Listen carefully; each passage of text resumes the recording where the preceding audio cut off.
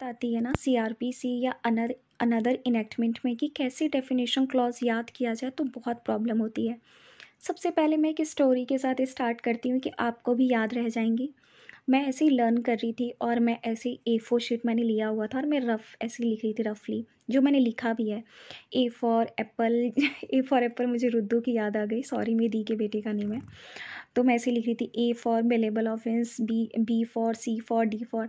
तो वो मेरे पास आया और जब मैं यहाँ तक पहुँची थी एफ फॉर इंडिया, तो बोल रहा मौसी आपको कुछ भी नहीं आता, बहुत छोटा है वो, तो बोल रहा मौसी आपको कुछ भी नहीं आता, कितना गलत बोल रहे हो। एफ फॉर होता है, एफ फॉर फ्लैग होता है, आई फॉर इंडिया होता है, क्या बोल रहे हो मौसी, कितना गलत बोलते हो आप। उसके ऐसे वर्डिंग्स थे, मैं उसकी कॉपी कर रही हूँ, उतनी तो स्वीटली मैं बोल नहीं पाऊँगी जितने प्यार से उसने मुझे समझाया।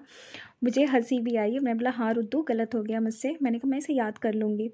तो मैंने कहा मेरे को तो एक ट्रिक भी याद हो गई कि मैं ऐसी ट्रिक बना सकती हूँ, क्रिएट कर सकती हूँ। हम अपने आसपास के ना लोगों से भी बहुत कुछ सीखते हैं और मेरा मानना है कि हमें कोई भी चीज़ अगर किसी से लर्न कर रहे हैं ना, तो हमसे छोटा है बड़ा है कुछ भी है, मतलब होता है ना हम बहुत जल्दी जज करते हैं लोगों की पोजीशन को लेकर। नहीं, हम लाइफ लॉन्ग सीखते रहते हैं, हम अपने आसपास बच्चों से भी बहुत कुछ सीख सकते हैं।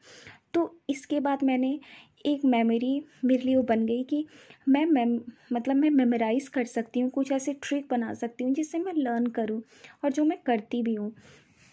तो मेरे को तो क्या हो गया कि मुझे एफ फॉर का ट्रिक मिल गया, फिर मैंने ऐसे कुछ क्रिएट किया। कुछ तो मैं आपको भी बोलूँगी कि आप अपने अपने आप से भी कीजिएगा, और कुछ चीज़ें में मतलब कुछ में मेरे ट्रिक्स मुझे नहीं मिले हैं। सबसे पहले तो ए फॉर बेलेबल ऑफेंस, इसमें कोई ट्रिक मैं नहीं बोलूँगी कि आप इसमें कीजिएगा, क्योंकि इसमें एज सच कोई ट्रिक काम नहीं करेगा, ये तो लर्न ही हो जाता है। ए फॉर बेलेबल, और इसी में नॉन बेलेबल भी डिफाइन है, तो A for bailable, B for charge, ये भी याद हो जाएगा, सी फॉर कॉग्निजेबल, और इसी के साथ सी एल कर लीजिए, तो L for non cognizable, C L call, है ना। ए को साइलेंट कर लीजिए ना, तो कॉल का ही ले लीजिए आप। तो सी से का क्या कर लीजिए आप, सी से कॉग्निजेबल, ए से बेलेबल, और एल से नॉन कॉग्निजेबल, क्योंकि पूरा सीआरपीसी तो इसी के ऑल अराउंड घूमता है, कॉल, है ना। एक एल की बात मैं नहीं करूँगी, आप ऐसे ही सी एल को एक कंबाइन कर दीजिए। तो C for cognizable, A for bailable, L for non cognizable, पूरा सीआरपीसी ऑल अराउंड इसी के आसपास घूमता है। वैसे भी आजकल तो लाइफ भी कॉल पे ही हो गई है ना, हम इतने बिजी रहते हैं सभी। ये हो गया कंप्लेंट, टी। आप यहाँ पे साउंड कीजिए कि आपने गलती से डी लिख दिया, तो D for complaint. High court India, यहाँ पे मेरे पास कोई ट्रिक नहीं है, मैं ये बोल सकती हूँ कि एलिफेंट बहुत ही मोटा बड़ा होता है, भारी भरकम होता है। वैसे ही हमारे स्टेट का हाई कोर्ट बहुत भारी भरकम होते हैं, है ना, बहुत उन्हें सिक्योरिटी दी जाती है हाई कोर्ट को स्टेट में ना। तो ई फॉर एलिफेंट, और एलिफेंट का हाई कोर्ट कर लीजिएगा। एक इमेज बना लीजिए कि अगर एलिफेंट के शेप में हमारा हाई कोर्ट हो तो कैसा लगेगा। सॉरी, मैं एक याद करने के पर्सपेक्टिव से बोल रही हूँ, क्योंकि ये मैंने मेरी दीदी के बेटे का सारा ट्रिक रख रही हूँ अपने पास। जैसा कि मैं लर्न कर रही थी एफ़ फॉर इंडिया, तो मेरी दी के बेटे ने बोला मौसी एफ़ फॉर फ्लैग होता है। तो मैंने एक ट्रिक क्रिएट किया कि हम जो इंडियंस होते हैं ना, अपने फ्लैग का, अपने राष्ट्रीय ध्वज का बहुत ज़्यादा रिस्पेक्ट करते हैं। तो एफ़ फॉर इंडिया, है ना, याद हो जाएगा ना, फ्लैग हम इंडियंस बहुत ज़्यादा रिस्पेक्ट करते हैं। फिर ये 3 का कॉम्बिनेशन आप लीजिए, इंक्वायरी, इन्वेस्टिगेशन, जुडिशियल प्रोसीडिंग। आपको भी पता है कि जब एफआईआर लॉन्च हो जाता है तो उसके बाद सबसे पहले तो इन्वेस्टिगेशन करते हैं पुलिस ऑफिसर। बट सीआरपीसी में हम जैसे लॉ स्टूडेंट को परेशान करने के लिए इन्होंने सबसे पहले क्या दे दिया, हाँ जी, इन्होंने उलट पुलट कर दिया। हाँ जी, पहले इंक्वायरी दे दिया, पहले इंक्वायरी कर दिया, तो जी फॉर इंक्वायरी, हाँ जी फॉर इंक्वायरी, ठीक है। उसके बाद H for investigation, I for judicial proceeding. मुझे लगता है लोकल जुरिडिक्शन में कोई ट्रिक बताने की नीड नहीं है, क्योंकि जे और जे लोकल जुरिडिक्शन याद हो जाएगा। मेट्रोपॉलिटन पे मैंने एक स्टोरी क्रिएट की, कोई एक गांव का पर्सन है, पहली बार निकला है किसी बड़े शहर में, दिल्ली पहुंच गया वो। उसके दोस्त ने बोला, अरे भाई तू तो मेट्रोपॉलिटन पहुंच गया, मेट्रोपॉलिटन। बट वो बोर्ड पे तो पढ़ रहा है कि वो तो दिल्ली लिखा हुआ है। तो वो सब किसी से पूछ रहा है मेट्रोपॉलिटन कहाँ है, कैसे पहुंचेंगे, किसे बोलते हैं, मतलब के मतलब क्यों, क्या, कैसे वर्ड कर रहा है। तो एम मेट्रोपॉलिटन का के कर लीजिए, मेट्रोपॉलिटन के बारे में सबसे पूछ रहा है, कैसे क्या, मतलब मेट्रोपॉलिटन के बारे में। तो के फॉर मेट्रोपॉलिटन। और सेक्शन 8 में बताया हुआ है कि मेट्रोपॉलिटन किसे बोला जाता है, कोई भी सिटी, कोई भी टाउन जिसे स्टेट गवर्नमेंट नोटिफाइड कर देती है एज अ मेट्रोपॉलिटन सिटी, जिसकी पॉपुलेशन 1 मिलियन से ज़्यादा होती है। फिर नॉन कॉग्निजेबल, याद रखिएगा मेरा वो कॉल वाला है ना, इसका एल, नॉन कॉग्निजेबल। नोटिफिकेशन, ले लीजिए आप एग्जाम्पल कि कोई इंसान है जो नोटिफिकेशन को मोटिफिकेशन कर दे रहा है, एम का उल्टा एन भी कर सकते हैं आप, तो याद रहेगा कि एम फॉर नोटिफिकेशन। फिर बात आती है यहाँ पे ऑफेंस। ऑफेंस में आपको पता है कि एन होता है ना, तो इस एन का ऑफेंस याद कर लीजिएगा, N for offence. Officer in charge, O कोई ट्रिक नहीं, O for O direct, officer in charge. Place, P for place, कोई ट्रिक नहीं। प्लीडर, कोई पर्सन है, कोई केस उसे फाइट करना है, या कोई विक्टिम है, या कोई एक्यूज्ड है। एक्यूज तो वैसे भी गलती करके अपनी गलती को मानते नहीं है, तो उन्हें किसी ने बोला अरे भाई तुझे तो प्लीडर करना पड़ेगा, तो बोल रहा मैं क्यों करूँ प्लीडर, क्यों प्लीडर, मैं खुद क्यों नहीं लड़ सकता, क्यों करूँ प्लीडर, क्यों क्यों किया जा रहा है प्लीडर के नेम पे, तो क्यों for pleader. Police report, police report का आर ले लीजिए, पुलिस रिपोर्ट हो जाएगा। पुलिस स्टेशन का एस ले लीजिए, पुलिस स्टेशन हो जाएगा।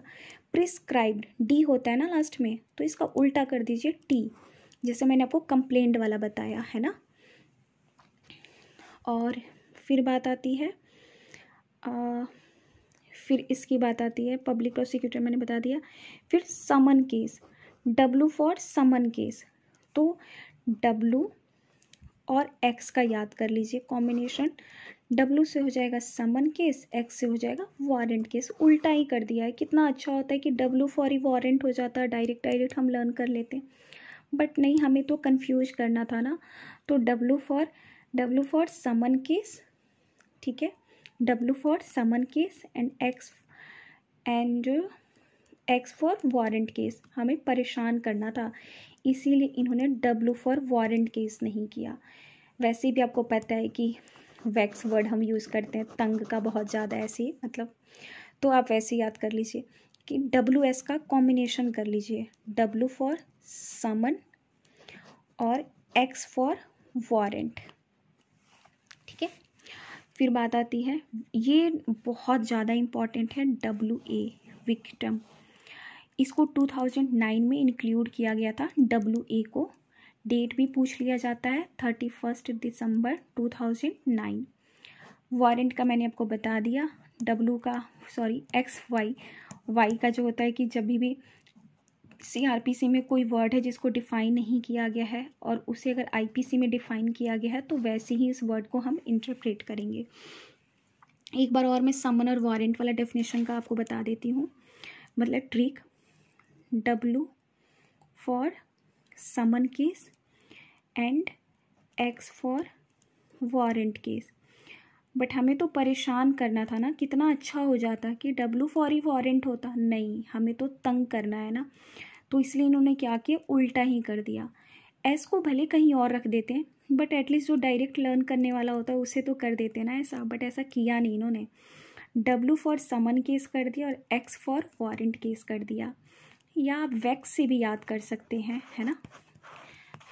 तो ये सारे ट्रिक मेरे को बहुत काम आती हैं, मैं ऐसे ही लर्न करती हूँ। और ये ट्रिक मेरे को अचानक से कुछ वर्ड के तो ट्रिक मेरी दीदी के बेटे से ही मुझे लर्न हो गया। जैसे मैंने आपको बताया हाई कोर्ट, एलिफेंट, तो ई फॉर एलिफेंट होता है। और हाई कोर्ट को मैंने ऐसे कंसिडर किया कि हाई कोर्ट हमारे स्टेट का बहुत भारी भरकम एक माना जाता है बॉडी, और जो एक कॉन्स्टिट्यूशनल बॉडी भी है।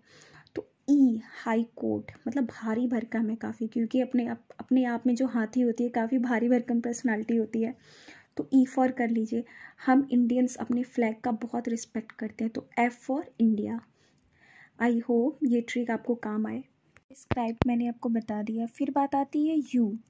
तो जब आप यू को लिखते हैं ना, तो आप देखिए यू को आप कैसे लिखते हैं, ऐसे कुछ जॉइंट सा करते हैं ना, जैसे कि दो पैरेलल ये ले लीजिए, 1 1। जब इसे आप ज्वाइंट करते हैं तो आप यू को लिखने के लिए ऐसे करते हैं। सॉरी, थोड़ा सा मेरा नीचे से बिल्कुल प्रॉपर नहीं हो रहा है।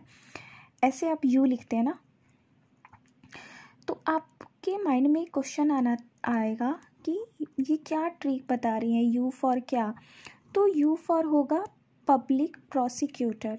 आपको पता है ना कि जो पब्लिक प्रोसिक्यूटर होते हैं वो स्टेट को रिप्रेजेंट करते हैं, और वो तो आप अपने माइंड में एक इमेज लाइए कि जो पब्लिक प्रोसिक्यूटर होते हैं ना, वो केस को जोड़ने का काम करते हैं। मतलब वो कोर्ट की मदद करते हैं, कोर्ट की और इवन एडवोकेट्स की, दोनों को जोड़ते हैं और उनकी हेल्प करते हैं। तो आप एक यूनाइट वर्ड रखिए, यूनाइट, जोड़ना, तो उससे भी आपको याद आ जाएगा यूनाइट कौन करता है, पब्लिक प्रोसिक्यूटर। या जब आप यू को लिखते हैं ऐसे ऐसे करके, फिर आप इसको जब जोड़ेंगे तो यू हो जाएगा। पब्लिक प्रोसिक्यूटर भी जोड़ने का काम करते हैं, तो आपको यू फॉर पब्लिक प्रोसिक्यूटर याद हो जाएगा। फिर बात आती है वी से क्या होता है, वी से होता है सब डिवीज़न। तो मुझे नहीं लगता है कि सब डिवीज़न में आपको कोई एग्जाम्पल की नीड है, क्योंकि सब डिवीज़न में यू और डिवीज़न में DIV, तो इसकी वी से आप याद कर लीजिए, या ये यू का उल्टा वी, तो सब डिवीज़न।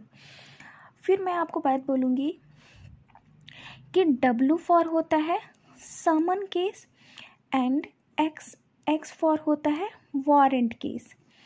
तो आप देखिए कि कितना इन लोगों ने कंफ्यूज किया है, क्योंकि कंफ्यूज इन द सेंस कि हमें परेशान करना था। कितना आसान होता कि W फॉर ही वारंट कर देते, तो हम लोग के लिए लर्न करना बहुत इजी हो जाता। बट नहीं, इन्हें तो लॉ स्टूडेंट के बच्चों को थोड़ा सा परेशान करना था और एग्जामिनेशन को टफ बनाना था। ये एक स्टोरी के बेस पे मैं बोल रही हूँ।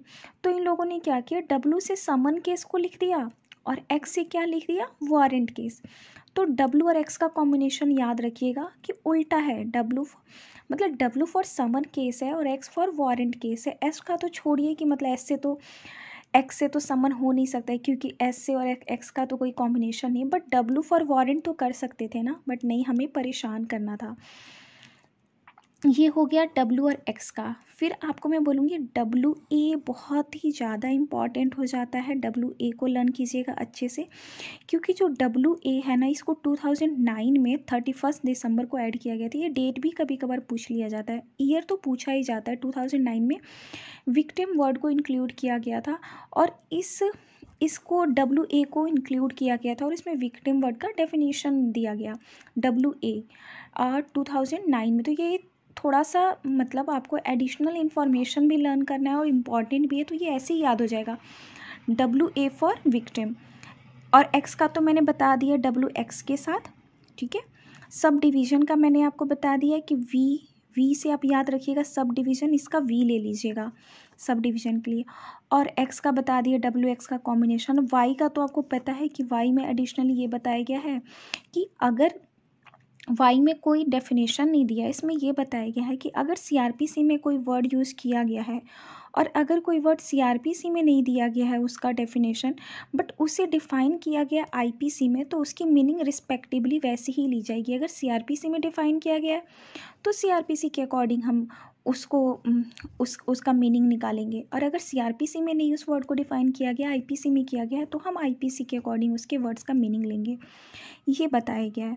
आई होप इस वीडियो के थ्रू आपको सम एक्सटेंट तक मैंने कुछ वैल्यू ऐड किया हो और आपको पता चला हो कि कुछ लर्न करने का ऐसे आप भी ट्रिक अपना सकते हैं और इसको लर्न भी कर सकते हैं। और हाँ, जो वाई है ना, उसके अकॉर्डिंगली जो आप जब पेयर प्रोविज़न पढ़िएगा तो इससे आपको ये पता चलेगा कि IPC प्रीवेल करेगा। अगर CRPC और IPC के डेफिनेशन में कहीं कुछ होता है तो आप उसमें IPC प्रीवेल करेगा।